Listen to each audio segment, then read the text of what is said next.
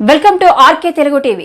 కర్నూలు జిల్లా ఎమ్మిగనూరు మేకల బజార్లో అనుమానాస్పద స్థితిలో యువకుడు మృతిపై పట్టణ పోలీసులు విచారణ జరుపుతున్నారు. పట్టణానికి చెందిన కుమ్మరి శ్రీనివాసులకు 2 కొడుకులు, 1 కూతురు.